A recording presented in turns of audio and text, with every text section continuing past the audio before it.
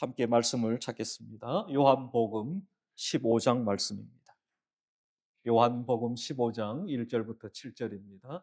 신약 성경 173쪽입니다.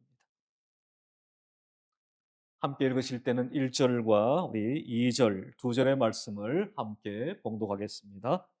우리 같이 두 절의 말씀을 함께 읽습니다. 나는 참 포도나무요 내 아버지는 농부라. 무릇 내게 붙어 있어 열매를 맺지 아니하는 가지는 아버지께서 그것을 제거해 버리시고, 무릇 열매를 맺는 가지는 더 열매를 맺게 하려 하여 그것을 깨끗하게 하시느니라. 아멘. 기도하겠습니다. 아버지 하나님, 감사합니다. 오늘도 하나님의 말씀을 저희들 받습니다. 하나님, 우리에게 말씀하여 주시고 그 말씀 앞에 아멘 할 수 있는 우리 모두가 되게 하여 주옵소서. 이 말씀이 우리를 소생케 하는 말씀 되게 하옵소서. 예수님의 이름으로 기도합니다. 아멘. 우리 좌우에 계신 분들과 한 번 더 인사할까요? 큰 은혜 받읍시다. 그렇게 한번 인사합시다. 여러분들은 신앙생활이 무엇이라고 생각하십니까? 아마 저마다 신앙생활은 이런 것이야 라고 정의를 내리고 계실 텐데, 신앙생활은 과연 무엇일까요? 한 단어로 말한다면 신앙생활을 관계라고 말할 수 있습니다. 첫째는 하나님과의 관계입니다. 둘째는 나 자신과의 관계입니다. 그리고 셋째는 이웃과의 관계입니다. 하나님과 나와 이웃과의 관계가 좋은 관계가 되면 그 속에서 풍성하고 행복한 삶을 누릴 수가 있습니다. 성경은 또한 우리에게 하나님과 우리와의 관계를 이렇게 비유 또는 묘사합니다. 그 첫째는 신랑과 신부의 관계로 설명을 합니다. 또한 목자와 양의 관계로 설명을 하죠. 그리고 농부와 포도나무의 관계로, 그리고 포도나무와 가지의 관계로 설명을 해 줍니다. 오늘 본문에는 포도나무와 가지를 통해서 예수님과 우리와의 관계를 잘 말씀해 줍니다. 먼저 오늘 본문을 이해하기 위해서 우리는 요한복음 15장의 배경과 그 의미를 살펴볼 필요가 있습니다. 예수님께서 이 말씀을 하신 시점이 언제였는가라는 것입니다. 매우 중요합니다. 예수님께서 제자들과 함께 목요일 밤에 마지막 만찬을 나누는 중에 하신 말씀입니다. 즉, 예수님의 십자가의 죽음이 가까워진 상황에서 제자들에게 남기는 매우 중요한 메시지입니다. 따라서 예수님께서는 제자들에게 매우 친숙한 포도나무와 가지의 비유를 사용하셔서 그들에게 교훈하셨습니다. 비록 십자가의 죽음으로 인해서 육적으로는 제자들 곁을 떠나지만 영적으로는 계속해서 제자들과의 유기적인 연합을 이루고 있음을 가르치고 있습니다. 결국 이 포도나무의 비유, 이것은 예수님과 제자들의 깊은 영적인 연합을 가리키며 또 하나 열매 맺음의 원리를 강조해 줍니다. 영적인 연합, 그 영적인 연합으로 말미암은 열매 맺음, 이것을 교훈해 줍니다. 따라서 이 포도나무와 가지의 비유는 우리에게도 하나님과의 관계, 즉 영적 연합에 대한 깊은 이해를 심어줍니다. 또한 영적 연합의 결과로서 열매 맺는 신앙의 삶을 또한 교훈해 줍니다. 따라서 오늘 본문을 통해서 우리는 세 가지를 확신해야 합니다. 그 첫 번째는 한번 따라해 볼까요? 예수님은 참 포도나무다. 예수님이 참 포도나무다라는 것을 우리는 확신해야 합니다. 오늘 본문에서 예수님은 자기 자신을 나는 참 포도나무다라고 선언하셨습니다. 1절을 볼까요? 우리 같이 읽읍시다. 시작. 나는 참 포도나무요 내 아버지는 농부라. 아멘. 여기서 예수님은 왜 굳이 참이라는 단어를 사용하고 있을까라는 것입니다. 나는 포도나무다라고 하면 안 될까요? 왜 예수님은 굳이 나는 참 포도나무다라고 말씀하셨는가라는 거죠. 참이라는 단어는 헬라어로 알레디에라는 단어예요. 알레디네. 이 단어의 뜻은 이렇습니다. 진짜, 순수한, 이상적인 그러한 뜻을 가지고 있습니다. 예수님이 뭐라는 겁니까? 진짜라는 것입니다. 이는 열매를 맺지 못하고 영적으로 타락한 구약 이스라엘과 예수님을 대비해 보여줍니다. 이사야서 5장 2절입니다. 제가 읽습니다. 땅을 파서 돌을 제하고 극상품 포도나무를 심었도다. 그 중에 망대를 세웠고 또 그 아래 술틀을 팠도다. 좋은 포도 맺기를 바랐더니 들포도를 맺었도다. 그렇게 말씀합니다. 농부이신 하나님은 극상품, 최상의 포도나무를 심었다라고 말씀합니다. 그리고 심고 끝난 것이 아니라 열심을 다해서 그 포도나무를 가꾸었다라고 말씀해요. 그럼에도 불구하고 포도나무로 상징되는 이스라엘은 농부이신 하나님이 기대하는 최상의 포도 열매를 맺지 못합니다. 들포도, 아무 쓸모없는 열매를 맺고 말았다라고 말씀하고 있습니다. 이와 대조적으로 예수님은 참 포도나무이시다. 예수님은 진짜 포도나무가 되신다. 그렇게 말씀하고 있습니다. 오늘 본문 2절에서 농부는 최대의 수확을 위해서 두 가지의 일을 합니다. 2절로 갑니다. 우리 같이 한번 읽을까요? 무릇 시작. 무릇 내게 붙어 있어 열매를 맺지 아니하는 가지는 아버지께서 그것을 제거해 버리시고 무릇 열매를 맺는 가지는 더 열매를 맺게 하려 하여 그것을 깨끗하게 하시느니라. 아멘.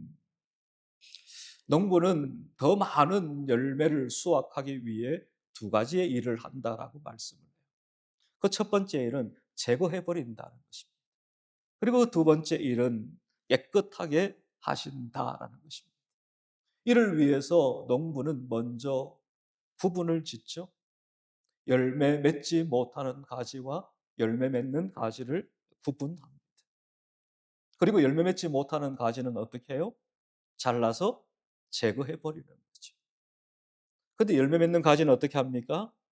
더 많은 열매를 맺기 위해 그것을 깨끗하게 한다. 그렇게 말씀을 하고 있습니다. 여기에 열매 맺지 못하는 가지라는 것은 예수님의 말씀을 믿지 않고 예수님을 배척하는 자들을 가리키는 것이죠. 그러나 반대로 열매 맺는 가지는 1차적으로 예수님을 믿는 예수님의 제자들을 가리킵니다. 또한 2차적으로는 예수님의 말씀을 믿는, 또한 예수님을 믿는 모든 성도들을 가리킨다고 할 수 있습니다. 그러므로 농부이신 하나님은 더 많은 열매를 기대하고 그 열매 맺는 가지를 깨끗하게 하신다라는 거죠. 3절을 보십시오. 너희는 내가 일러준 말로 이미 깨끗하여 졌으니 그렇게 말씀합니다. 예수님을 따랐던 제자들은 예수님이 하신 말씀을 믿음으로 말미암아 그들은 열매 맺는 가지가 되었다라고 말씀을 하죠. 그리고 그들은 예수님께서 그들에게 가르쳐 주신 말씀을 통해서 이미 깨끗해졌다라고 말씀하고 있습니다. 나는 참 포도나무다라고 예수님이 말씀을 하셨는데 이 말씀은 바로 예수님만이 유일하신 구원자가 되신다라는 말씀입니다. 우리의 구원도 마찬가지입니다. 참 포도나무 되신 예수님을 믿음으로 말미암아 우리는 구원에 이르게 됨을 믿습니다. 로마서 10장 9절과 10절입니다. 내가 만일 내 입으로 예수를 주로 시인하며 또 하나님께서 그를 죽은 자 가운데서 살리신 것을 내 마음에 믿으면 구원을 받으리라. 사람이 마음으로 믿어 의에 이르고 입으로 시인하여 구원에 이르느니라. 아멘. 우리의 구원은 바로 예수님을 믿음으로 말미암았다라고 말씀을 하고 있습니다. 오늘 예수님은 제자들에게 나는 참 포도나무라고 말씀을 하셨습니다. 참 포도나무 되신 예수님의 말씀을 그들이 따르고 믿음을 통해서 그들은 열매 맺는 가지가 될 수 있다라고 가르칩니다. 또한 오늘 본문을 통해서 우리가 확신하는 것은 한번 따라해 볼까요? 우리는 가지다. 예수님은 참 포도나무이시고 또한 우리는 가지다라는 것입니다. 이것을 우리가 확신해야 하는 것입니다. 성도인 우리가 참 포도나무에 붙어 있는 가지라는 것입니다. 5절의 말씀을 봅니다. 나는 포도나무요 너희는 뭐라고요? 가지라 말씀합니다. 따라서 포도나무가 있고 그 포도나무에 가지가 붙어 있습니다. 따라서 포도나무 가지가 열매를 맺을 수 있는 유일한 방법은 단 하나밖에 없다는 거죠. 어떻게 한 방법이에요? 포도나무에 붙어 있는 것밖에 없음을 말씀합니다. 그래서 5절을 한번 다시 보십시오. 그가 내 안에 내가 그 안에 거하면 사람이 열매를 많이 맺나니 나를 떠나서는 너희가 아무것도 할 수 없습니다. 7절 말씀 같이 읽읍시다. 너희가 시작.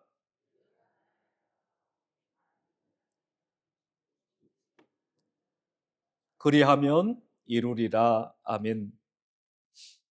5절과 7절에서 반복되는 표현이 있죠. 거하면, 거하고, 거하면이라는 표현이에요. 성경에서 계속해서 반복되는 것은 중요하다라는 것이고 또 하나는 강조의 의미가 그 속에 담겨 있습니다. 여기에 거하라라는 단어는 계속해서 머물러 있다라는 의미예요. 또한 계속해서 떠나지 않는다라는 의미입니다. 예수님은 제자들에게 계속해서 예수님과의 영적인 연합을 이룰 것을 말씀을 합니다. 또한 그 영적인 연합을 통해서 열매 맺을 수 있음을 말씀하고 있는 것입니다. 예수님과의 깊은 영적인 사귐이 있어야 합니다. 또한 친밀함이 있어야 합니다. 이것은 계속 되어야만 하는 것입니다. 이것이 예수님과의 신비적인 연합이요. 또한 이것이 예수님과의 신비적인 연합을 통한 열매 맺음입니다. 그래서 오늘 5절에서 이렇게 말씀하지 않습니까? 나를 떠나서는 너희가 아무것도 할 수 없음이라 라고 분명히 말씀하고 있는 것입니다. 이 말씀을 직역하면 이렇게 됩니다. 나를 떠나서는 내가 아무것도 스스로 할 수 없노라. 그런 말씀입니다. 우리는 뭔가 스스로 많은 열매를 맺을 수 있을 것처럼 그렇게 하지만 오늘 예수님의 가르침은 우리에게 분명합니다. 스스로 아무것도 할 수 없다. 너희가 스스로 열매를 맺지 못한다. 그러나 한 가지 유일한 방법, 포도나무에 붙어 있으면 열매를 맺게 된다. 할 수 없음과 할 수 있음을 분명하게 예수님은 우리에게 가르치고 있습니다. 예수 그리스도 안에 거하면, 예수 그리스도와 영적인 연합을 이루면 할 수 있다라는 거죠. 그러나 반대로 이 영적인 연합이 깨어지게 되면 아무것도 할 수 없는 인생이 되고 만다라는 것입니다. 포도나무가 가지에게 영양분을 공급해 주는 것처럼 우리는 예수님과의 영적 연합을 통해서 영적 생명과 열매를 맺게 되는 것입니다. 가지에게서는 아무것도 기대할 수가 없어요. 그러나 포도나무가 그 가지에게 영양을 공급해 줌을 통해 그 가지가 열매를 맺게 되는 것입니다. 예수님 안에 거하는 풍성한 열매를 맺는 삶을 위해서는 날마다 우리가 하나님과의 관계를 점검해 가야 합니다. 오늘 나는 예수님과 예수님 안에 거하는 삶을 살고 있는가? 나는 예수님과의 관계의 친밀함을 위해 어떤 것을 힘쓰고 있는가? 이를 위해 기도와 말씀과 묵상의 시간을 늘려가고 있는가? 자기 부인과 자기 십자가를 지고 예수님을 쫓아가고 있는가? 이것을 날마다 우리 스스로가 점검해 가야 하는 것입니다. 마태복음 16장 24절입니다. 이에 예수께서 제자들에게 이르시되 누구든지 나를 따라오려거든 자기를 부인하고 자기 십자가를 지고 나를 따를 것이니라 말씀합니다. 예수님을 따른다는 것이 결코 만만치 않습니다. 자기 부인이 필요해요. 자기 십자가를 지는 것이 필요합니다. 그래야만 예수님을 진정코 따를 수가 있습니다. 고린도전서 9장 27절입니다. 내가 내 몸을 쳐 복종하게 하면, 날마다 내 몸을 쳐서 하나님의 말씀 앞에 복종시켜야만 하는 것입니다. 그렇지 않으면 결코 우리는 예수님의 제자로서의 삶을 살아낼 수가 없습니다. 오늘 앞서 5절과 7절에서 거하면, 거하고, 거하면이라는 표현을 살펴보았습니다. 가지가 포도나무에 붙어 있는다. 즉 예수님과의 영적인 연합을 이룬다. 쉽지 않습니다. 매우 어렵습니다. 붙어 있기 위해서는 앞서 우리가 살펴본 말씀처럼 자기를 부인하지 않고 자기 십자가를 지지 않으면 불가능합니다. 또한 자기를 쳐 복종시키지 않으면 불가능합니다. 나 자신이 포도나무에 붙어 있는 가지라는 사실을 우리는 늘 잊지 말아야 합니다. 내 스스로 뭔가 열매를 맺을 수 있을 것이라는 생각을 아예 버려야 합니다. 붙어 있지 않으면 열매는 결코 기대할 수 없습니다. 붙어 있을 때에 진정 열매를 맺을 수가 있는 것입니다. 마지막으로 우리가 이 비유를 통해서 확신해야 될 한 가지는 열매로 증명하라는 것입니다. 예수님과의 영적인 연합은 우리에게 풍성한 기도의 응답을 또한 가져다 줍니다. 7절 말씀입니다. 우리 같이 읽읍시다. 너희가 시작. 너희가 내 안에 거하고 내 말이 너희 안에 거하면 무엇이든지 원하는 대로 구하라. 그리하면 이루리라. 아멘. 이 말씀은 기도가 예수님과의 연합의 실천적인 행동이라는 사실을 보여줍니다. 연합하는 자, 그의 기도가 가진 또한 기도의 능력을 우리에게 잘 보여주는 말씀. 여러분이 포도나무에 붙어 있는 가지라는 사실, 이것을 확신하는 자는 또한 기도하는 자이라는 것이죠. 그리고 그 기도함을 통해서 기도의 능력을 또한 경험하게 되는 것입니다. 그리스도의 연합을 통하여 우리는 하나님의 뜻을 알게 되고 그 하나님의 뜻을 조차 기도하게 되고 그 하나님의 뜻 가운데 기도의 응답을 우리는 받게 되는 것입니다. 7절은 기도 응답의 중요한 전제 조건을 우리에게 제시합니다. 너희가 내 안에 거하고 내 말이 너희 안에 거하면. 그러므로 우리가 기도할 때에 항상 이것을 잊지 말아야 하는 것입니다. 예수님을 신뢰함으로 그의 말씀을 믿고 순종하는 자들의 삶에서 경험되는 기도의 능력, 그것을 우리 모두가 경험할 수 있기를 바랍니다. 또한 그러한 삶을 통해 우리는 열매를 맺게 된다라고 말씀을 하죠. 8절로 갑니다. 너희가 열매를 많이 맺으면 그랬습니다. 내 아버지께서 영광을 받으실 것이요 너희는 내 제자가 되리라 말씀합니다. 여기 보십시오. 가지가 포도나무에 붙어 있음을 통해서 열매를 맺게 되는데 적은 열매가 아니라 많은 열매를 맺게 되면 내 아버지께 영광을 받으실 것이다라는 거죠. 그리고 너희가 내 제자가 되리라고 말씀을 합니다. 이 열매 맺음은 가지가 포도나무에 붙어 있을 때에 가능한 것입니다. 성도의 삶에 이러한 열매가 나타나야 합니다. 그리고 만일 우리가 포도나무에 붙어 있는 가지라면 우리는 우리의 삶을 통해 반드시 열매를 맺게 될 것입니다. 성경은 많은 곳에서 열매에 대한 말씀을 하고 있습니다. 마태복음 7장 20절에 보면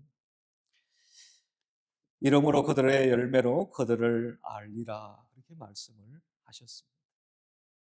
열매를 통해 그들이 어떤 열매를 맺는지를 보면 그들이 어떤 자인지를 알 수 있다는 것이죠. 또한 마태복음 3장 8절을 보면 그러므로 회개에 합당한 열매를 맺고라고 말씀합니다. 회개를 했다면 회개는 단순히 회개로 끝나는 것이 아니라 회개에 합당한 열매를 맺게 된다라는 것을 우리에게 가르치고 있는 것입니다. 목사님 회개했습니다. 예, 잘하셨습니다. 그리고 스스로를 점검해 보아야 합니다. 나는 과연 회개했다면 그 회개에 합당한 열매를 맺고 있느냐? 만일 회개에 합당한 열매를 맺고 있다면 내가 하나님께 한 회개는 참된 회개일 것입니다. 그러나 회개를 했는데 회개 이후에 아무런 열매가 없어요. 그러면 나의 회개를 다시 한번 돌이켜 보아야 할 것입니다. 그리고 갈라디아서 5장 22절과 23절을 보게 되면 우리가 잘 아는 성령의 9가지 열매를 기록하고 있습니다. 내가 성령의 사람인 것을, 내가 성령 충만한 자인 것을 어떻게 알 수 있을까? 어떻게 알 수 있을까요? 많은 사람들에게 나 성령 충만한 사람입니다. 나 성령의 사람입니다. 외치면 될까요? 저 시장통에 가가지고 많은 사람들이 왕래하는 길 한복판에서 손을 들고 나 성령 충만한 사람이에요. 그러면 될까요? 그것이 아니라 성령의 열매를 맺음을 통해서 내가 성령의 사람인 것과 내가 성령의 충만한 자임을 보여주게 되는 거죠. 열매를. 마태복음 3장 18절에 보면 의의 열매를 말씀하고 있습니다. 이처럼 성경은 우리에게 이러한 열매에 대한 말씀을 하고 있어요. 그러므로 우리의 신앙생활은 단순히 이념이 아니에요. 사상이 아닙니다. 삶을 통하여 분명하고 실제적인 열매를 통하여 나타나는 것입니다. 우리의 생각이 바뀌고 우리의 말이 바뀌면 우리의 행동이 변화되는 것이죠. 포도나무에 붙어있는 가지로서 참 포도나무에 가지가 붙어 있어요. 그러면 이 가지는 무엇을 맺어요? 포도나무를 열매를 맺게 되는 거죠. 마찬가지로 우리의 신앙의 삶도 그와 같은 것입니다. 열매를 맺음을 통해서 하나님께 영광이 됩니다. 농부의 기쁨은 언제 있습니까? 가을, 추수 때에 있죠. 그 추수 때에 탐스러운 열매를 보면 농부의 마음이 매우 흡족하죠.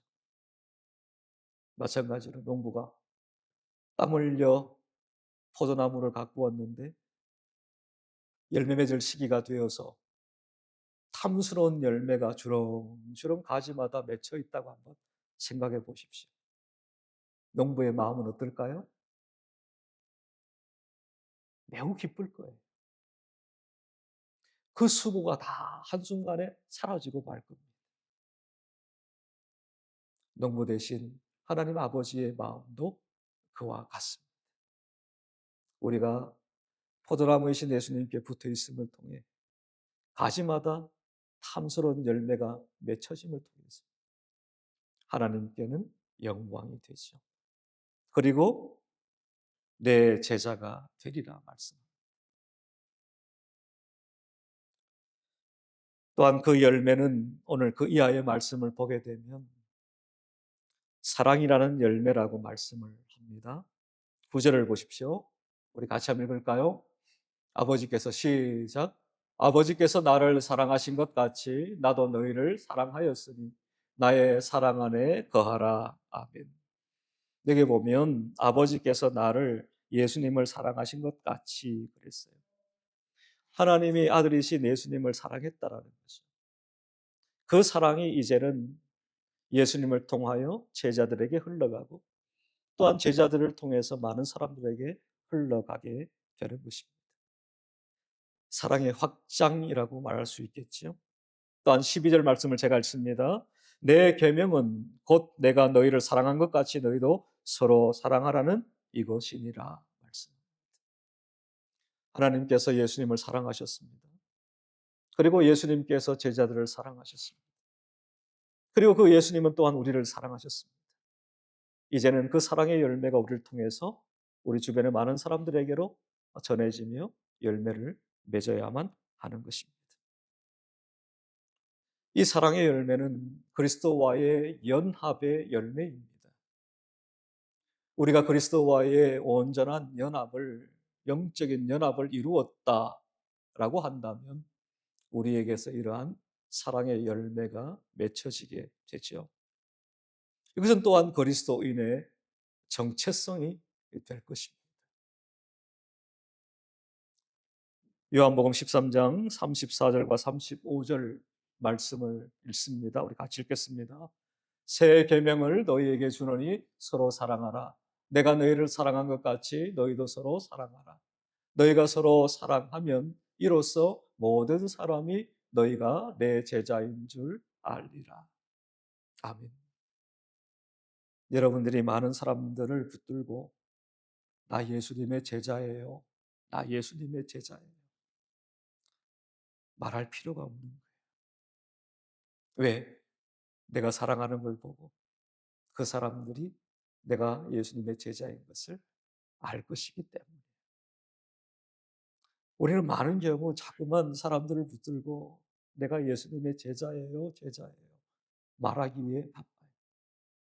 그러나 성경은 우리에게 그렇게 말씀하지 않고 사랑하면 사람들이 알 거야. 사랑하면 사람들이 내가 내 제자인 걸 알 거야. 그렇게 말씀을 합니다. 오늘 말씀은 우리에게 예수 그리스도와의 영적인 연합을 가르쳐 줍니다. 붙어 있어야 된다라는 거예요. 절대 떨어지면 안 된다라는 것을 말씀. 또 하나 붙어 있게 되면 반드시 열매를 맺게 된다. 그런데 그 열매가 구체적으로 어떤 열매냐? 사랑의 열매.